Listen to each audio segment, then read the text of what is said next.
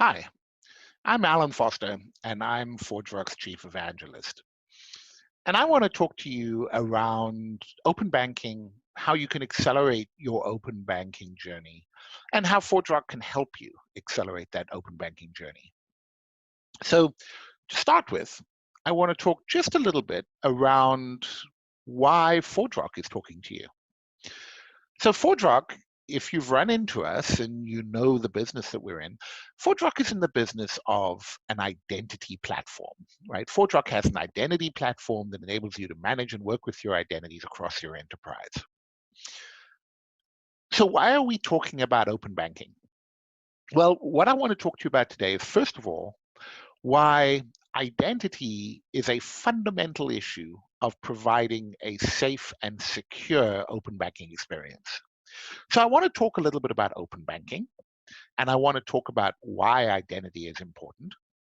And then we'll go in a little bit and talk about some of the pillars of open banking and start looking at the how identity actually plays into each one of those.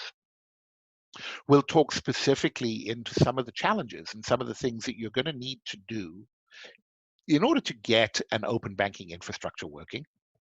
And then I'm going to talk a little bit about some of the accelerators and how ForgeRock can actually help you provide that quicker, easier, and cheaper. And then finally, talk a little bit around what the relationship with ForgeRock actually gives you and why you want to work with our identity stack rather than doing things by yourself. So to start off with, let's go in and talk a little bit around what we mean by open banking. So open banking is really about open data. And open data is data that is accessible to multiple entities within a community, right? Who can a standardized way of being able to identify themselves and then to access specific data that they may be authorized to access.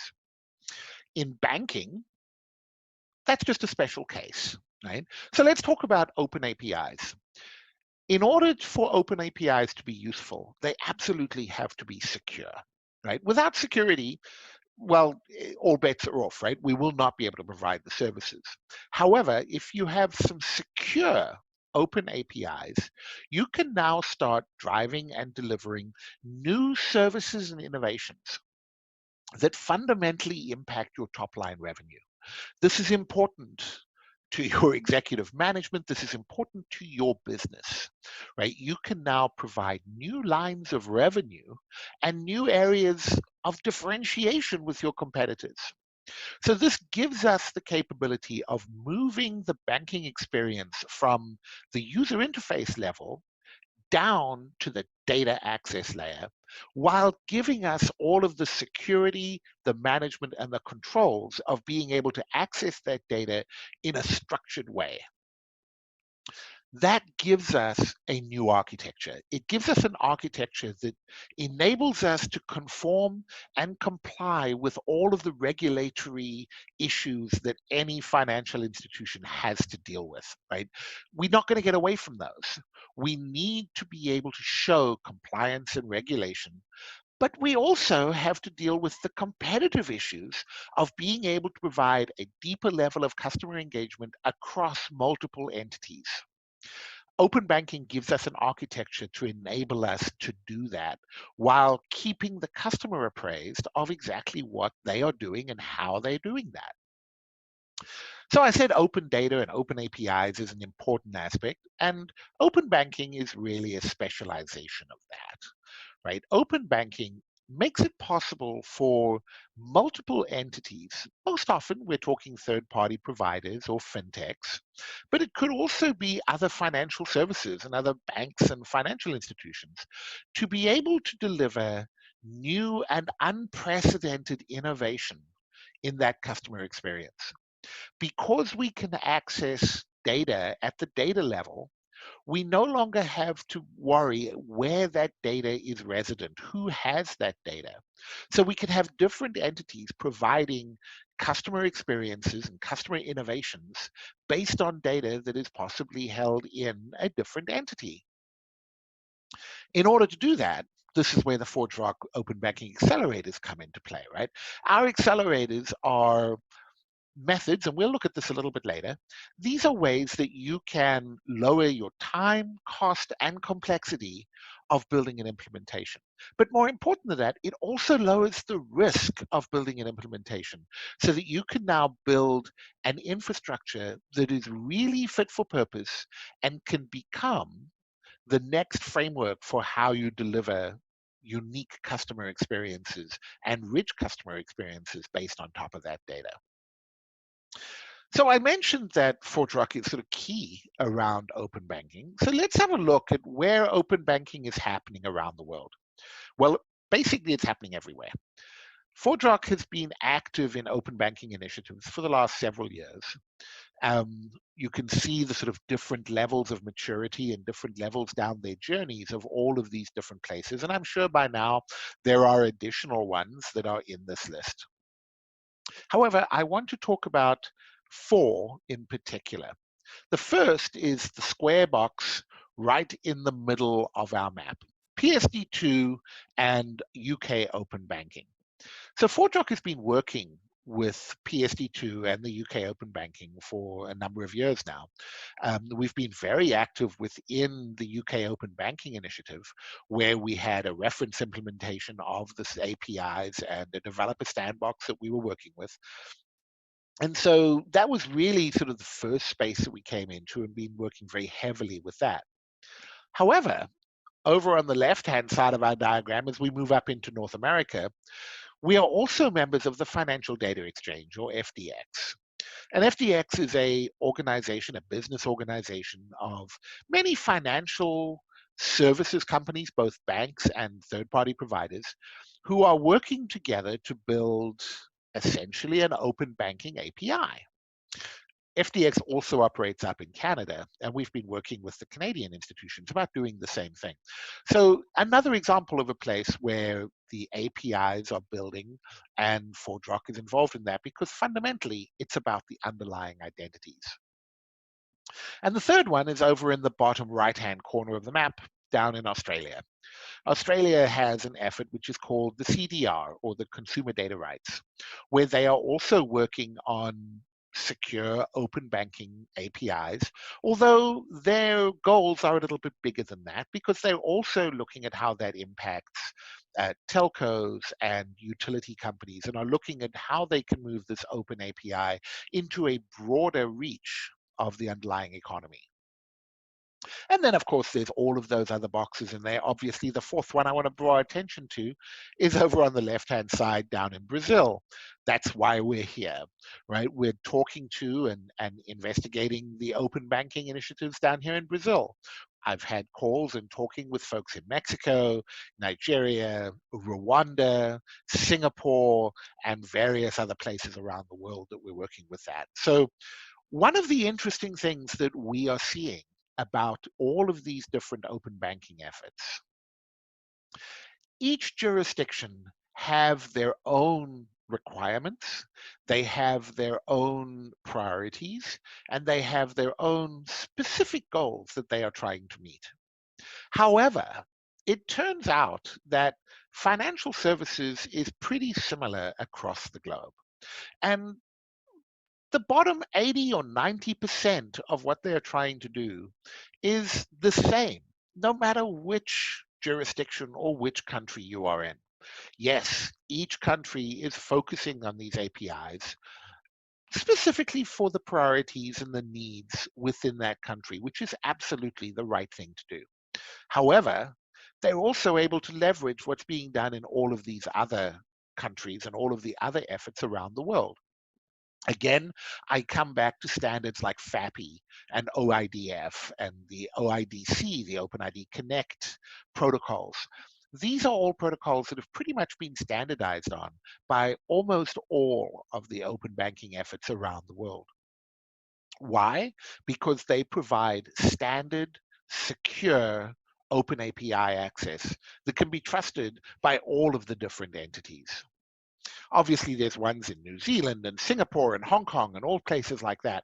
But this just gives you that focus of where ForgeRock is actually working closely with financial services and financial institutions around working on and developing their open banking infrastructure and their open banking APIs. So I spoke a little while back and I said identity is actually core. It's really core to the whole issue of providing open banking APIs. Well, here's why I say that, right? So first of all, identity, digital identity and carbon-based life form identity is fundamentally at the very heart of every single customer journey your customers go through, right? You have to provide KYC and AML services. You have to know who your customer is in order to meet all of the financial services compliance and regulations. And so as a result, identity is fundamental to be able to provide open banking APIs. Let's walk through this set of pillars and talk about how. First of all, on the very left-hand side, we've got authentication. This is the process of working out who you're dealing with, whether that is an end user, a customer, or a third party, some other entity that you are cooperatively in business with. You need to be able to identify and authenticate that that is indeed who is on the other end of the line. There's all sorts of standards and protocols here: strong authentication, multi-factor authentication, risk-based and adaptive authentication, and integration in with external providers or risk-based providers, risk analytics. But fundamentally, what you're trying to do and what you need to get to is a high confidence that the entity on the other side of the line is the entity that you think it is. Once you've done that, we then move over to the second column. Now it's all about authorization. If you know and have a high confidence that the entity on the other end of the line is the entity that you know it is, now you can make decisions about what that entity is allowed to do. Are they allowed to access particular transactions? You may want that authorization down to individual transaction based. Right? Transaction-based authorization, maybe some other level of granularity, right? Where you're having different granular authorization policies, whether those policies are managed by the platform or are integrating with external decision engines and external services to provide that authorization. The key point here is not only do you need to know who is accessing the data, you also need to know on whose behalf they are accessing the data. And then you need to know that they have been authorized to access that data. Which brings us to the third pillar, identity management. If you're going to need to know or be able to identify all of these different entities, you need to be able to manage them. Whether that be a customer credential store or a customer attribute store, or a credential and attribute store of trading partners, third-party providers, other financial services, and their authentication methods, their certificates, the business logic you've got tied in with that. All of that is fundamentally allowed to manage the identities and manage the relationships that you're dealing with there, giving you a very powerful capability, which is your single customer view. As an entity, you can now see all of the different places that this customer is interacting with your institution. That's a very powerful piece of knowledge to be able to give that customer the service that they need in all of these different touch points. API security is really a special case of authorization. API security means that we are looking at the different endpoints, whether it be the payment initiation endpoint or the account sharing endpoints, and protecting those so that only the entities that are authorized to access those endpoints are able to do that, and the data that they accessed, that they have authorization to access that specific data as well. Generally, this forms under the space of consent, right? I'll have a look at that in a couple of minutes. So all of that is actually done utilizing standards, right? Open standards and protocols. And so I've brought those out separately because they are very important. Two of the protocols, and there's a third one that fits in here as well, but two of the protocols that are fundamental to this is OAuth 2 and OIDC. So OAuth 2 is an authorization protocol. It's a token-based authorization protocol. OIDC is OpenID Connect, which is an identity protocol built on top of OAuth 2. These two standards allow us to do things like onboarding of third-party providers, right? By determining who they are and validating their identities. We can initiate payment initiation flows so that we can start payments or transfers, and we can initiate account information flows to access data out of the about individual customers. All of this is done, and the third one that I want to put into this is FAPI.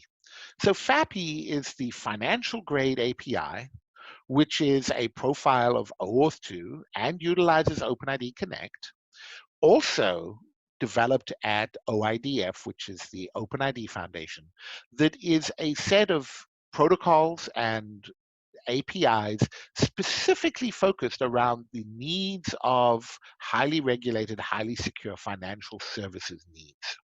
Almost all of the open banking initiatives around the world are basing their low-level protocol support on top of FAPI, which implies that it's on top of OAuth 2 and OpenID Connect.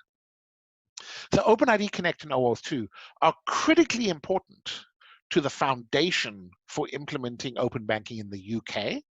It turns out that that is true in the US with FDX as well. And it also turns out that it's becoming true in Australia as well as many of the other jurisdictions that are actually building on top of that. So I want to bring that piece out. And fundamentally, it's about managing identities, right? Managing identification, authorization, and authentication so that we know who that user is. So while we've looked at all of this, we're talking about transactions and interactions between different entities. Let's step back for just a minute and let's talk about what a typical transaction looks like when we start looking at an open banking infrastructure. So when we're dealing with an open banking transaction, there are three different entities involved here, right? There is the third-party provider, in these diagrams represented by the little mobile phone. There is the data subject or the end user, in this case represented by Alice. Right? And so there's definitely a relationship between Alice and that third-party provider. The third entity in this dance or this protocol is going to be the financial service provider, in this case represented by that very nice Greek pillars and the what I assume looks like a big bank. And that's probably where the APIs are going to be hosted. And so there's actually a trust and an interaction between all three of these entities. Right? So although we've got three different entities, we've actually got essentially 6 different steps that we need to go through. And I'm going to walk through them now. We start off up here in the top left-hand corner of this diagram. Right? This is where Alice comes to the third-party provider and says, I would like to work with my financial services data within your platform. Right? I tell you who I am, so I authenticate, and I give you consent. I say, yes, I authorize you, I give consent to go to my financial service provider and get my account information. Okay, let's move to the right. In the second box up the top here, we now notice are having a transaction between the third-party provider and the financial institution directly. So the third-party provider is now coming to the financial institution that says, I would like to access Alice's data. Right? And the financial institution at this point says, okay, I know who you are, but I can't just give you Alice's data. I need to determine that she allows that. So that takes us to the third box. And the third box over here is now the third relationship, which is between Alice and her bank. And this is where Alice now authenticates to her bank and says, yes, bank, this is Alice. And I consent for you to give this data of mine, let's say my account information, to the third-party provider A that I am dealing with. Okay, so now the bank knows that Alice is approved and consented to this information. And so now the bank is able to go back, and we'll go down to the rightmost box at the bottom. The bank can now go back to the third-party provider and say, okay, Alice has approved this. Here is a token for you to access that information. So we're going to exchange the token. I've pulled that out as a separate step because there's actually quite a few steps involved in that, depending on the flows that we want to use. Which takes us to the fifth box, which is where the third-party provider now utilizes that token and accesses the API to get Alice's data to actually do the work. Which leads us to the sixth box on the bottom left, which is Alice now looking at her information in the third-party provider, right? So that sort of walks us through all of the steps. When we start talking about this in terms of open banking APIs, we can sort of think of them like this, right? Where the two boxes on the left are the third-party provider that's accessing the API, and the boxes on the right involve the financial services institution. These are the ones that are actually providing the data. And those are the places that, coincidentally, ForgeRock focuses on, so that we can help and accelerate each one of those boxes so that you can actually get and provide the data to that third-party provider and interact with Alice. So having drawn that up, right, now let's sort of go and step in a little bit deeper and talk about the actual ForgeRock Open Banking Accelerators. Right? So there are three main areas here that we want to be able to enable and to be able to make work. The first one is the process of onboarding. So what we mean by the process of onboarding is that the third-party providers need to be able to introduce and establish a relationship with the bank. And typically, this is done using the OIDC dynamic registration endpoints. This is going to be part of the open banking specification, but we need to have ways that third-party providers can onboard themselves into the ecosystem, possibly even into the individual entities within that ecosystem.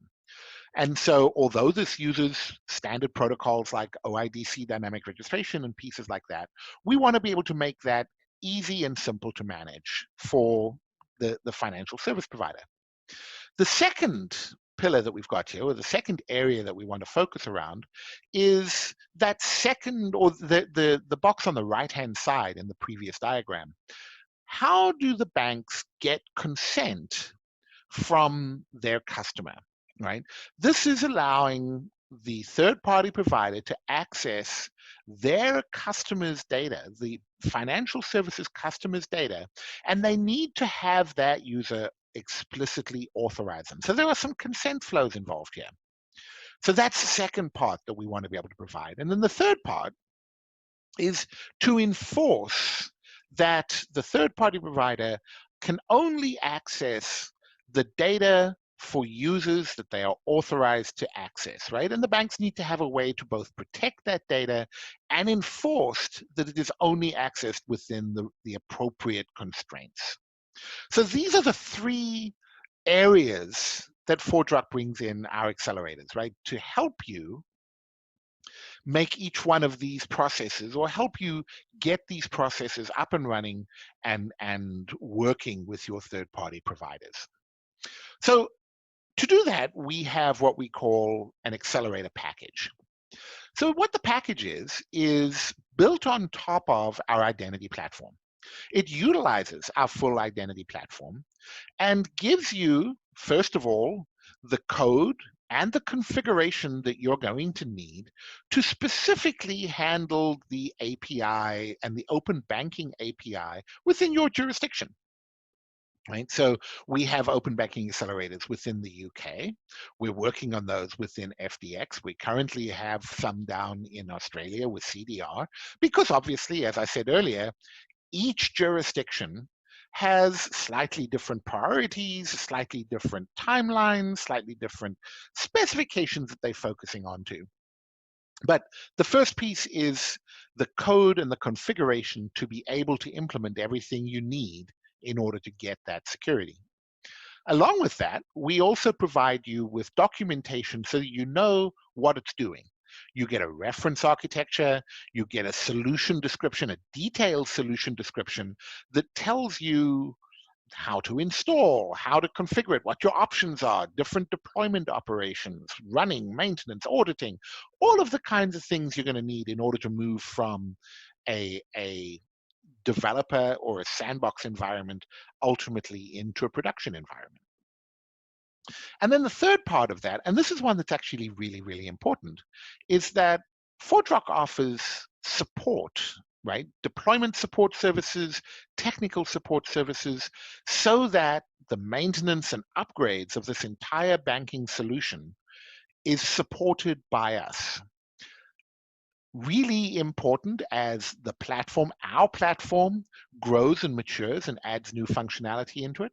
Really important as the underlying open banking API evolves and changes and adds new functionality into it, that we will continue working with that and providing ongoing support and upgrade support so that you can deal with the latest and greatest APIs and the current standard as it's going to be able to work with. More importantly on that, it also means that you don't have to constantly be aware of what's happening in all of the different standards and all of the different capabilities that you are utilizing in your open banking, some of which you might not even be aware that there are changes happening. Let's use, for example, OAuth 2. There may be some subtle changes being made in the OAuth 2 spec that you might not even be aware of. But because we are managing, working with, and being very active in all of those different environments, we know, there's a change made in the OAuth 2 spec. We need to upgrade our environment in order to deal with that. And therefore, you get to be able to use that latest upgrade. Little bit more detail here. Let's dive just a little bit into the kinds of things that you offer. Now, I don't want to spend too much time here, because as we start looking at these assets, these are components that you need within the ForgeRock identity platform. And if you're not familiar with it, these are really just names. But let me talk just a little bit about these, right? Within the access management space, those accelerators give us all of the configuration around the OpenID Connect provider setup, the constraints and requirements around certificates and setting up the remote agents, specific authentication trees so that you can manage all of the authentication requirements that are there in the spec, as well as potentially ones that you need to add, specific policy sets and specific resource types that you're going to need to enforce action on, as well as some other things that you can build on, like a microservice that gives you simple consent. In the identity management space, we give you all of the objects you need to manage these different components that we're talking about. For example, a managed object to manage third-party providers, so you can onboard them and offboard them and update them with their certificates, their appropriate URLs, their capabilities, and things like that. Managed objects so that you can manage consent for both payment as well as account access. This is how you can keep track of your customer, your end user, who's actually giving consent, possibly constrained consent, around what needs to happen on each one of these entities. And then we have policy, so we can provision policy in the access management side of things based on the consents that our end user has actually given us. And then the third piece over there is the components of our identity gateway. The identity gateway is the part that's responsible for enforcing all of the constraints that we've been talking about in the API, right? So this is being able to do dynamic registration, the consent setup and how we manage that, MTLS filter, which is the low-level mutual TLS, part of the open banking spec around how the individual entities authenticate to each other using certificates. And then, of course, you can see down there the FAPI header validation. This is all the support to ensure that the financial grade API is supported by our platform, it's validated correctly, and validated as required by the underlying open banking spec. So these are the accelerators that come along with our platform. Let's talk just a little bit about the platform itself. So the platform can run anywhere. You shouldn't need to make decisions now about whether you're going to deploy on-prem or as a managed service within the cloud or across multiple clouds, or for that matter, even as a service. With our platform, you can deploy in all of these different models and can move between them very easily because it's the same underlying platform. So if you want to run possibly your early efforts on an on-prem deployment, and then as you move into production, maybe you want to move some of those components into the cloud and continue to run some of them on-prem, you can. And we run at scale. So the ForgeRock Identity Platform is designed to handle consumer-facing identities. So we have deployments where the number of identities that are managed within the platform runs into the tens and hundreds of millions, right? This is not what we traditionally think of when we're talking about enterprise identity, where it needs to deal with a few thousand or possibly a few tens of thousands of users. When we start dealing with customers of a bank, we're talking about millions, tens of millions, or even hundreds of millions. And that's the underlying platform on which our accelerators are built. This is a full identity platform that gives you capabilities of OpenID Connect and OAuth and SAML and identity management and password reset, user management. All of these things are part of the underlying platform. So one of the things on this particular slide that we're talking about is the issue around the open banking sandbox. And I want to talk a little bit about that and how that can be useful to you and what you can actually deal with it. So the open banking sandbox was a solution that we built specifically for the UK open banking effort. And what we did here was we built a reference implementation that allows entities and developers to fully test and implement all of these different flows that we've been talking about. The onboarding flows for TPPs, the consent flows for our end users, and then all of the access flows for the TPPs.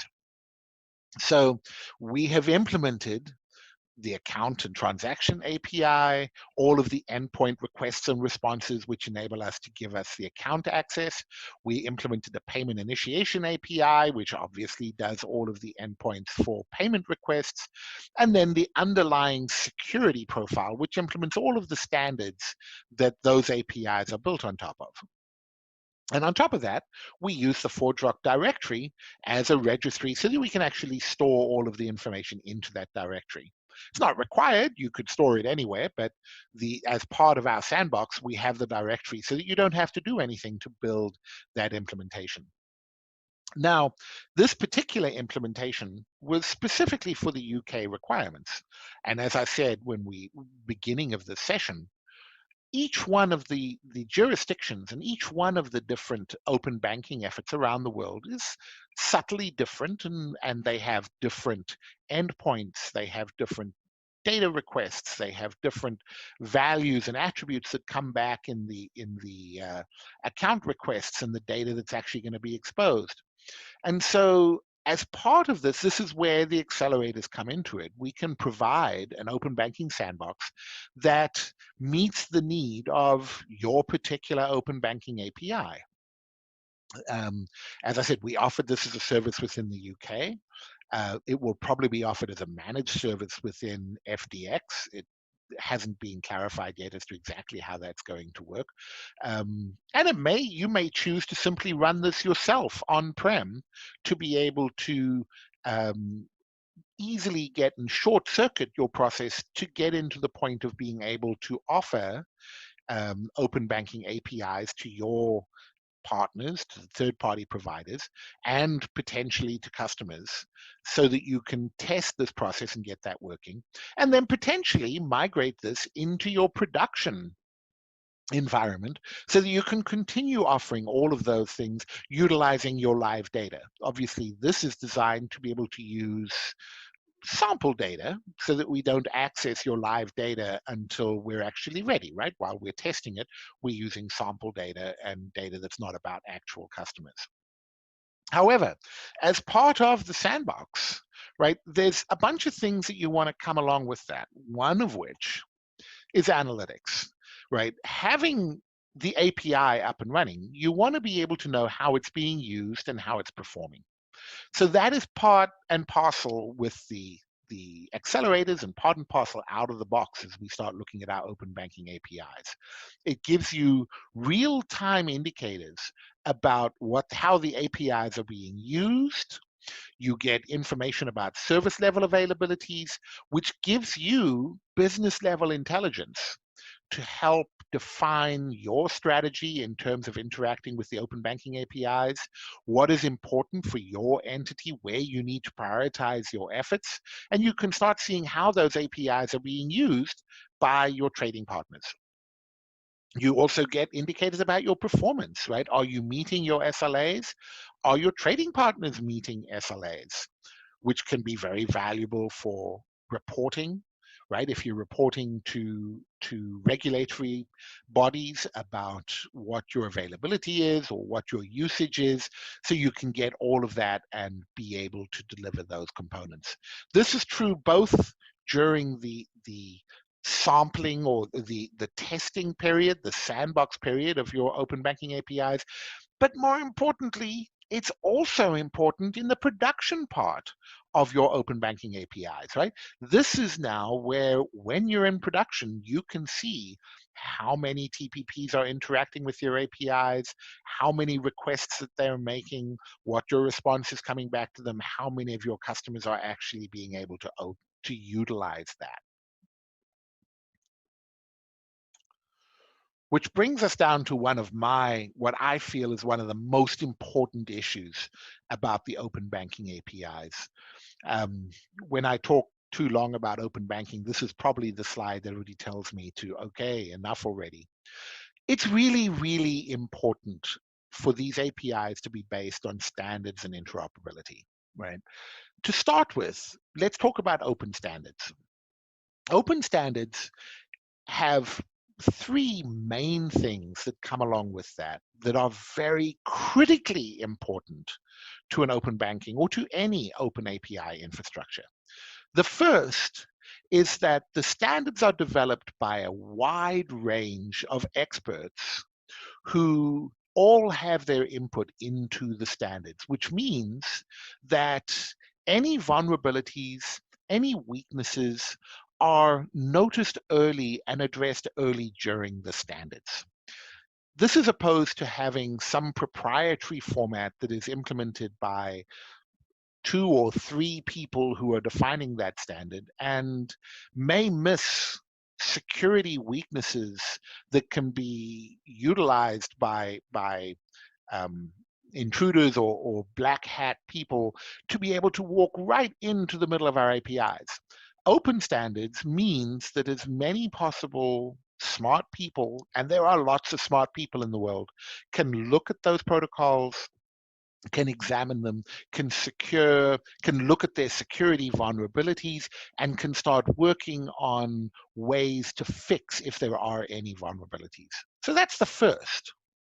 The second component of that is that once you have open standards, it means that all of the vendors that are going to be implementing that API or that standard commit to supporting the open standard. So they all commit to supporting the same thing, which means that you are not limited to an individual vendor. And this is really important. as a vendor, I love everybody to have to be committed to utilizing my product and not anybody else's. But the health and the longevity of your enterprise depends on not being single sourced for this technology. As we know, companies come and go, new entities come into the identity space, new technologies come into it, but the open standards means that if you need to migrate to a different provider, you can. And the third part about that, which is really more important for you, comes down to that second paragraph on the left. It means that you can quickly and painlessly integrate with partners to meet the needs of your business without the fear of not knowing if it's going to work, right? This is very important. If everybody in the ecosystem has met the requirements of the open standards and they can prove conformance to those open standards, it means that they are going to work together. It means you don't have to worry that they are incompatible with how you do things. And that's going to lower your risk, that lowers your cost, and that increases the speed and agility that you have for integrating with other providers, right? And that's incredibly important, right? So those standards are fundamental to how ForgeRock is built. We, as you can see, there's a sample of standards that we have there on the right-hand side of this diagram. I'm sure there are many others within the product as well. We focus on using things like SAML2 or OAuth2, OpenID Connect, and standards like JSON and JWTs, REST APIs. All of these are fundamental standards that are supported by multiple vendors. And it means that if you've got these standards within your organization, you aren't limited to a proprietary API or limited to how you can actually work with things across different applications, across different devices, and across different things as you start moving into the IoT space, possibly within your identity, within your enterprise. The last point that I want to bring up is that of ForgeRock support. So everything we've been talking about in this API, as a developer, and I can hear you saying this inside of your head because I say it inside of my head. As a developer, we look at this and we say, oh, well, that's not so hard. I can just implement that myself. And yeah, there's a certain truth to that. However, that's only 5% of doing the job, right? The more important part of that job is, firstly, making sure that you stay up to date on all of the protocols, the standards, the security vulnerabilities, the updates, and everything that the entire stack is based on.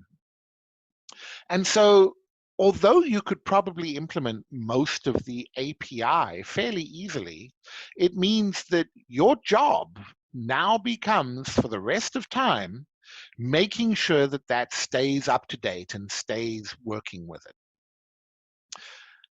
What ForgeRock does is that is our job. We work with all of those standards. We maintain that knowledge because we've got multiple customers that are utilizing that, right? We can make sure that you are constantly using the most secure, the safest, that if there's any vulnerabilities, even potential vulnerabilities that come up in the standards or the implementations, that we can address those and immediately work with you on it.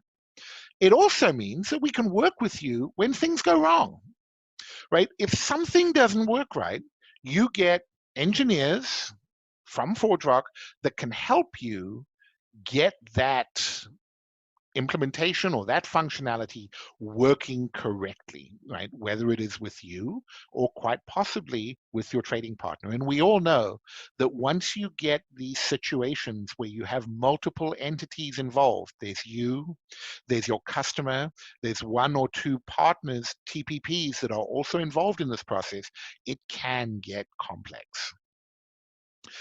So what I would encourage you to do, right, is talk to Spencer and some of the other folks from ForgeRock. Talk about what are the accelerators that we can help offer you. And also, let us work with you in helping define what the open banking APIs need to look like, and can help you and become a trusted partner in making sure that those protocols that you choose are both secure, supportable, they can grow with your needs as things move 2 years, 5 years, 10 years down the road, and that you can grow with those protocols and meet those protocols. So if you have questions, obviously come to the ForgeRock website, www.forgerock.com. You can feel free to email me. It's allan.foster, allan.foster@forgerock.com, or email any one of the other ForgeRock representatives and the other ForgeRock people around. We will be sharing this presentation. There's a PDF you can get, and I'll make sure that in that presentation we have some of the email addresses that you can access if you want to follow this discussion further. And we'd love to be able to work with you and talk about some of the ways that we can really accelerate your adoption of open banking APIs. So thank you very much for your attention. I hope this has given you some food for thought and some ways to think about why identity is really important to the entire ecosystem as we start building out these open APIs. And I hope it's led you down the path of wanting to talk to ForgeRock as to how we can help and how we can add to that journey. So thank you for your attention and enjoy the rest of the conference.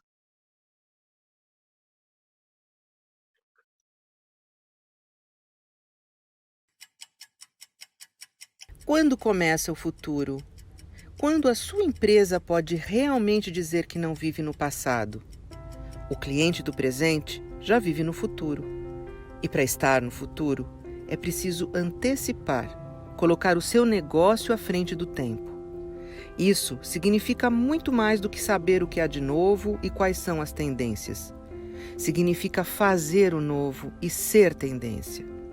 Com as ferramentas e parceiros certos, é possível viver essa transformação de perto. O futuro também é para você. E a Grid está aqui para isso.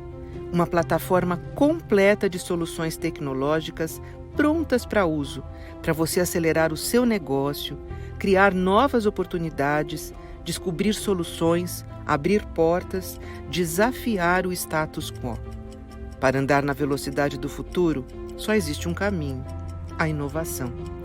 Grid 1.0. Seja inovação, viva o novo.